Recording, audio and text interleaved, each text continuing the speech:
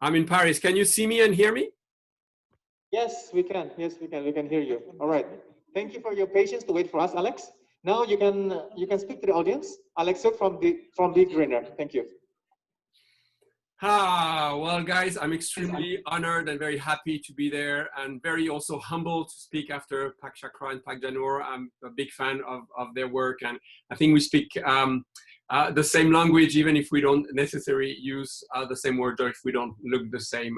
I know our hearts are aligned. So I'm just going to ask you just for a second to close your eyes, put one hand on your heart and one hand on your belly, and just reconnect to your breath. Just taking the time to arrive, to feel the energy. Deep inhale. And exhale. And again, inhale. And exhale. And just check in with yourself. How am I doing? What's going on inside? We've heard a lot of amazing speakers so far. You're maybe connected to people around you. Just have a little check-in. What's going on in my body? How do I feel? And just honor where you are and how you feel. Good to see some familiar faces. And I just want to invite you to be present and open for the next 30 minutes. And just set that intention. Why are you here today? What is your intention?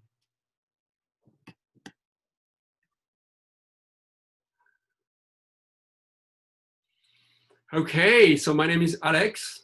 I'm very honored again and very humbled to be here.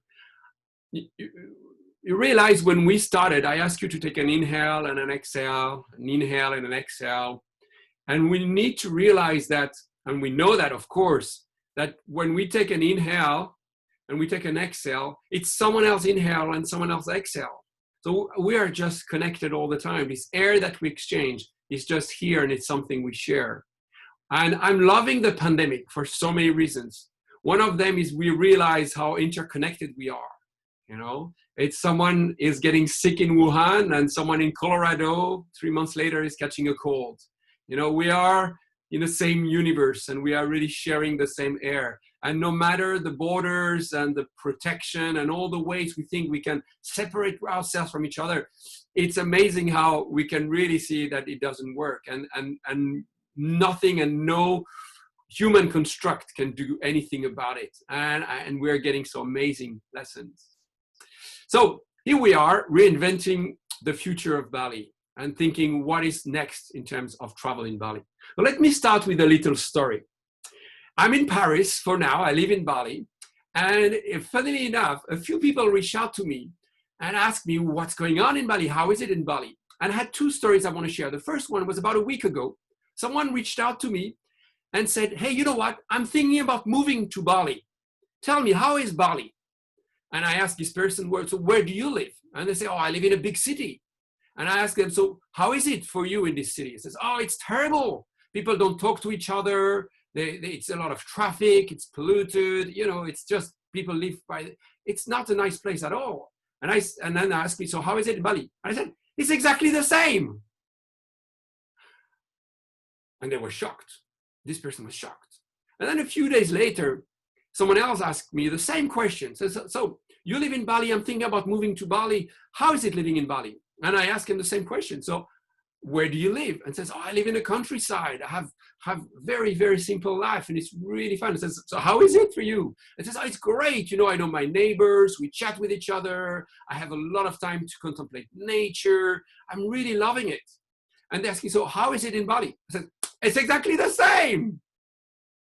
You know, so I don't know if you like this story. I cannot hear you back. But what I love about this story is that idea that we are always projecting what kind of reality somewhere else is. But we have to realize that we are creating this reality. Each and every one of us have a different perception of what is the reality of living in Bali. But it's all true. It's all real. The only thing that is different is the narrator, is who's telling the story every time.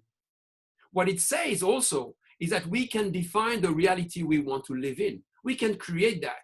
It's called the power of intention. I can just define with my mind what kind of intention I put in the world, and all of a sudden the reality around me is very different. Because there is something that is incredible about the law of the universe we all need to be reminded of all the time. Whatever you take from the universe is taking from you. Whatever you give to the universe is giving back to you. So what is your relation to the universe? What it is that you are bringing in terms of energy to the universe? Be mindful of that, because whatever you think you're taking, don't worry, it's happening the other way around. And whatever you're giving to the universe is giving back, and very, very often in ways you don't expect. So it's very important as we're redefining where we want to go and what kind of life we want to live and who we want to be really mindful of what is my intention, who I want to be, what kind of personality do I want to create, because you create your personal reality. Each and every one of us here in this room and over internet, whoever is watching this, we all have this innate ability of creating our life. Now you have two options. Either you let your mind construct that reality, but be clear, guys, you are not in control of your mind. What's happening up there is not yours. It's the produce of your culture, of the stories, of your education, of the things you've been reading, but it's not something that you can control. Social media is a good example of that, and we've seen many, many studies on that these days. When you are able to reconnect with the deeper part of yourself, going to the animal source, the one you've always been, the one that is beyond the layers of conditioning, when you're able to operate from that center, now all of a sudden you're going to be in integrity with yourself. And as soon as you're going to be in integrity with yourself, of course, the energy that you're going to bring in the universe is going to be very different. Now, all of a sudden, it's your personality that is going to define your personal reality. So be clear. It's very important if we want to make a change in the world to realize that this change has to come from within. It's not something that together we can create. No, it's you, individually, you as a person, as a human, the way you are going to show up. Then all of a sudden, that will have a ripple effect and impact on everything that is going to happen around you. So how does that relate to the talk that we have today? But it was a very important principle that I wanted to start with.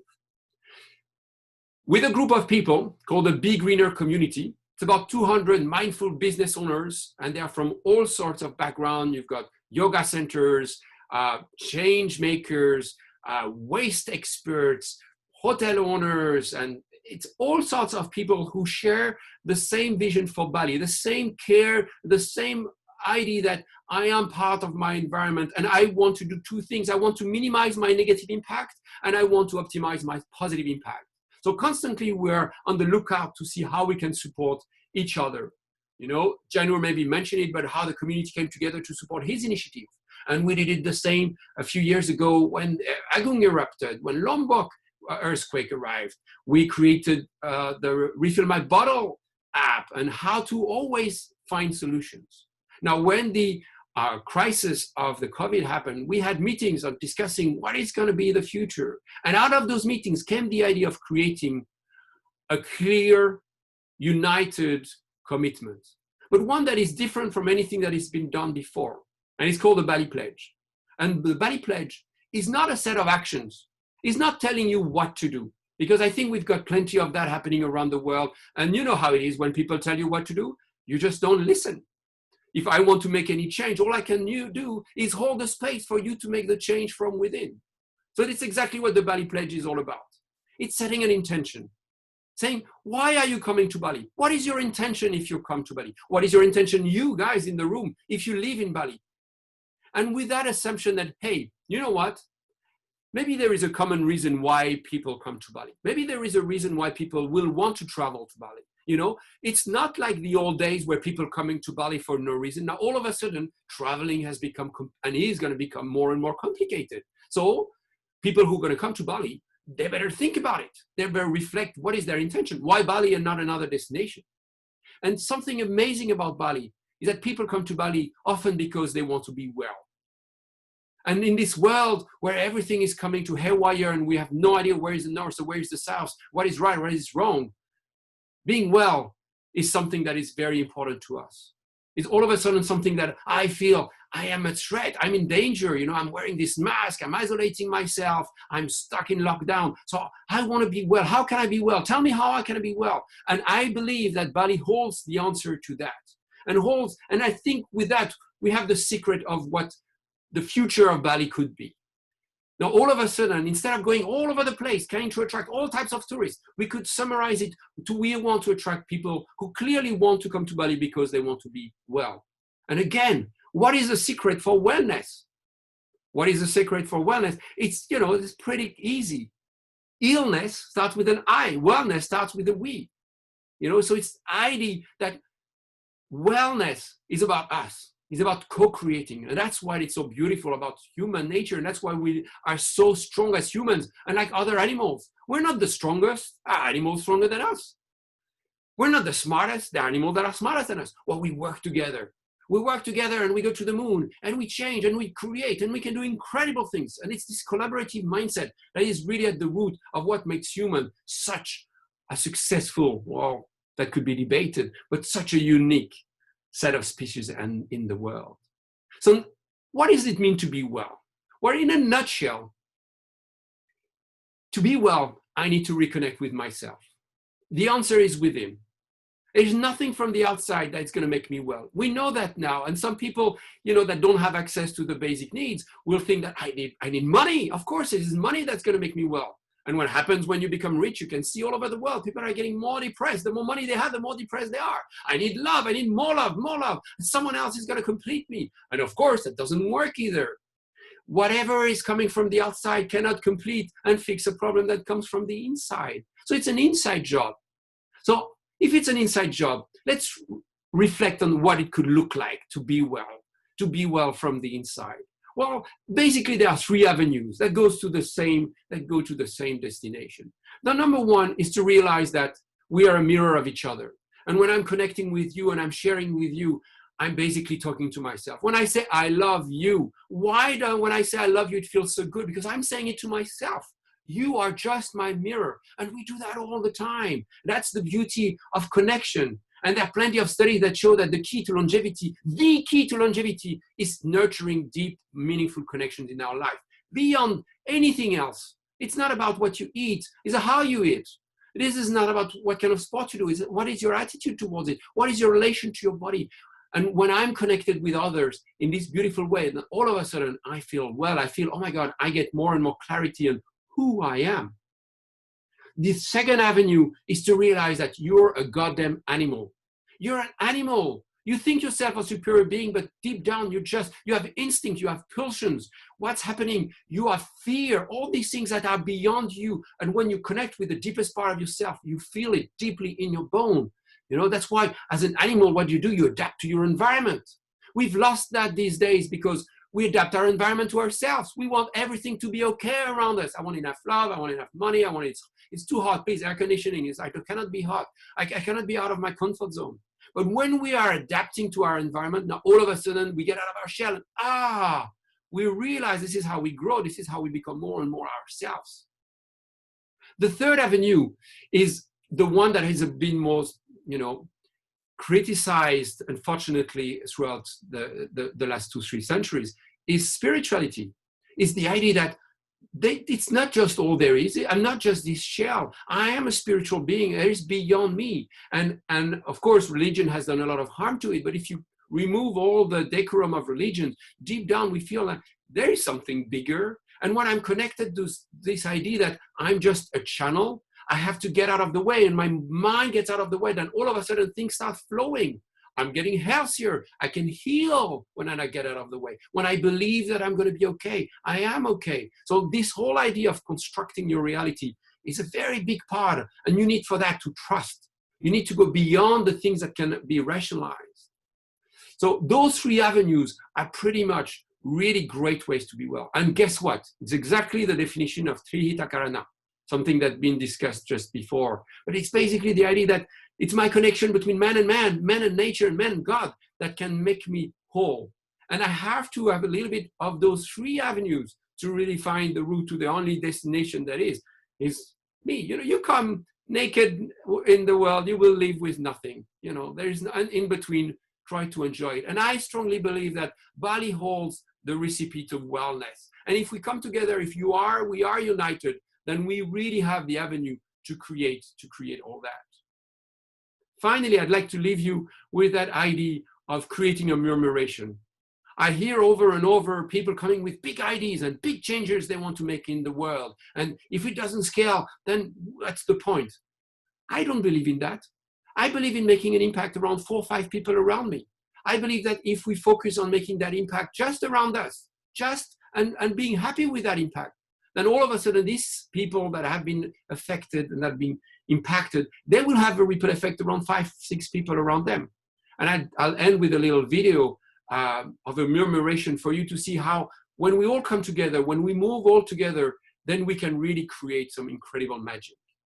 So I'm going to now share my screen. I just briefly want to show you what the pledge looks like and give you a little bit of perspective of where we're going to go, and then I'll take some questions. So first of all, here is, can you see my screen, guys?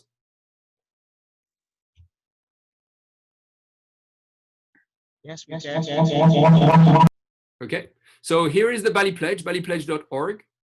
And we're describing the Bali Pledge. I'm just going to read it to you because it's beautiful. So first of all, it's created by the beginner, but it's also inspired of the Palau Pledge. And they have done an incredible job. And what we're doing is basically adapting their pledge to the Bali context. People of Bali, I take this pledge to preserve and protect your beautiful and unique island home. I vow to tread lightly, act kindly, and explore mindfully. I shall not take what is not given. I shall not harm what does not harm me. I shall respect the spirituality that transcends all aspects of Balinese life. And we get people to sign the pledge, share the pledge. They can read about 𝗞𝗏𝗧𝗔 and understand what it's all about. And they can also create their own pledge. So it's that idea that we can also reinvent ourselves. To give you some perspective, when we created the pledge, I also started to create a sustainability group. And this sustainability group, we're almost 4,000 people now. And people reached out to me from all over the world asking, where can we do the same? And we have about 12 countries now that are starting their own pledge in one form or another. Because basically what I shared about Bali is just a universal. It's something that could be used absolutely for everyone and every destination.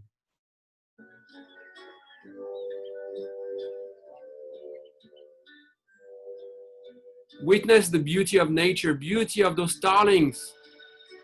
Look at the shapes of the movements in the sky. For years, people couldn't understand, how could they do that? How can you have hundreds, thousands of birds moving together, united? It's impossible for them to be attacked when they're moving this way. And really all they do is communicate with 4, 5, 6 birds around them. And that's all you need to make an impact. Be the change you want to see in the world. Be the change you want to see in Bali. Stop whinging, stop complaining, stop telling people what they should and shouldn't do. There's plenty of that and no one wants to hear that. Just be you. Have a clear intention every day in every interaction you have. How are you breathing today?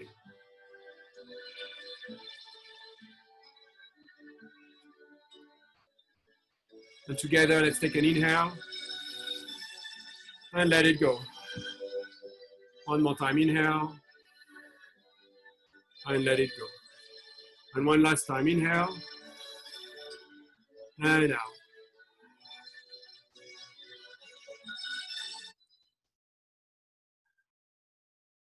All right, guys, that's it for me, and I'm happy to take questions. Thank you so much, everybody.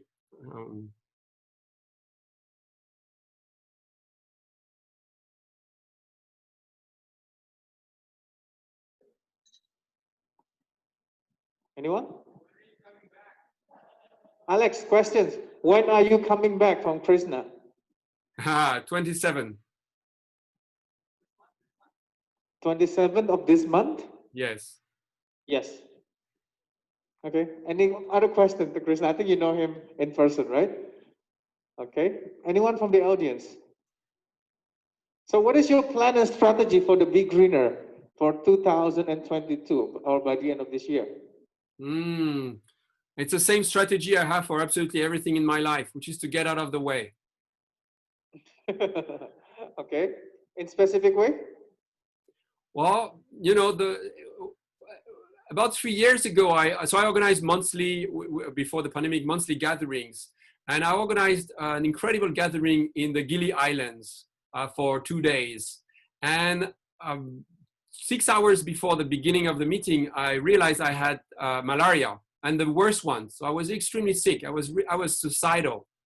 And I asked someone, one of the members, Carol, to take over without warning her and say, hey, you need to take over. I cannot join.